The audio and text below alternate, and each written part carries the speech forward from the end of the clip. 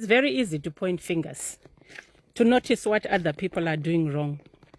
But it's helpful and healing to find out the root cause and to recognize that everything is feedback.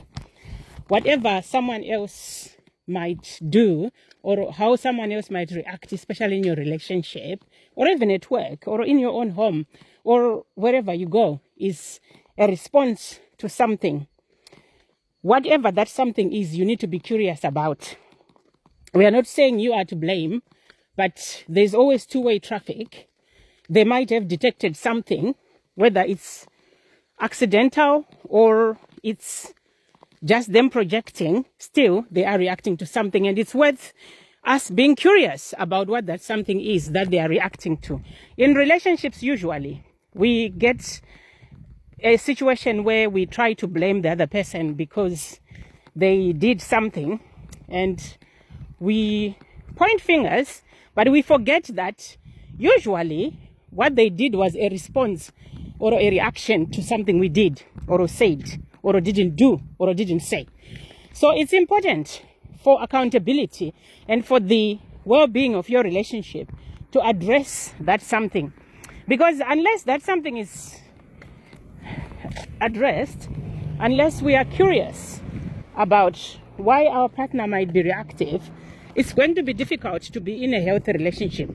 Because the problem that happens with many people is they want a healthy relationship, but they don't want to be accountable. They want a healthy relationship, but they don't want to communicate. They want a healthy relationship, but they don't know how to communicate in a way that creates a healthy relationship. They want a healthy relationship, but they don't have the space and capacity to be in a healthy relationship with another person. They want a healthy relationship, but they cannot manage their emotions in order to avoid being reactive in a relationship. So it's important that you recognize that you can't just get things given to you on a platter. If you are going to get a healthy relationship, you are going to have to work towards a healthy relationship. If you are going to have a healthy relationship, you are going to have to make an effort to communicate in a healthy way, to show up in a way that allows a healthy relationship. Because it's going to take both of you to create the dynamic that makes your healthy relationship or that creates a healthy relationship. So it's very important that we do not fool ourselves or betray ourselves in thinking or hoping that we can simply get a healthy relationship or get into a healthy relationship when you don't have healthy behaviors, or we don't show up in healthy ways, or we don't communicate in a way that enables a healthy relationship. And this is the truth, because it's not going to happen until or unless we create it. Because the dynamic that you get is dependent on your input, both of you. And if one person is trying their best and the other person isn't, even if you continue until you are in your 80s, that doesn't guarantee a healthy relationship. You are simply betraying yourself and just playing the long game where you are living and leading a miserable life, which is not a quality life at all. So it's worth reflecting on your behaviors. It's worth reflecting on how you are showing up and whether it's contributing to a healthy dynamic. And if it isn't, it's worth reflecting on what needs to change. And whenever something happens in your relationship, whenever something is triggered in you, in the relationship, or the other person is triggered, it is important. This is the opportunity for you to explore what the problems are, the issues that need to be resolved are in your relationship.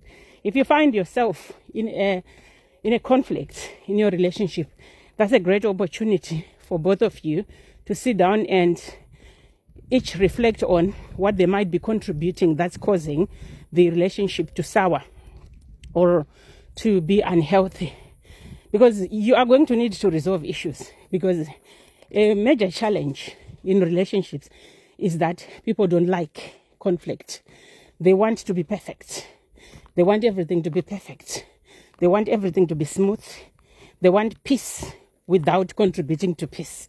But it doesn't work like that. You are two people, you have conflict, but it needs to be functional conflict in the way that when you have a problem, you've got different opinions, that's natural, that's normal.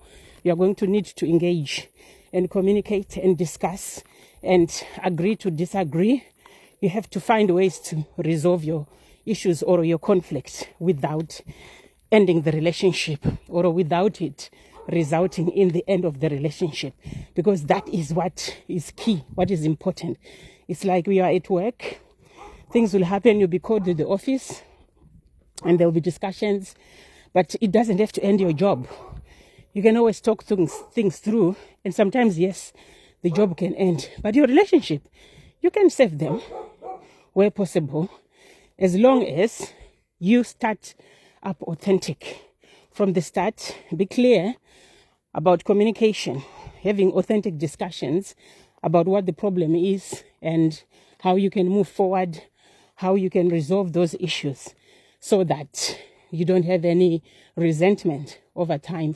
Because most of the time, a lot of the resentment builds up when things are not addressed. And when resentment builds up, it means at some point, sometimes somebody gets fed up and then they react really adversely or disproportionately.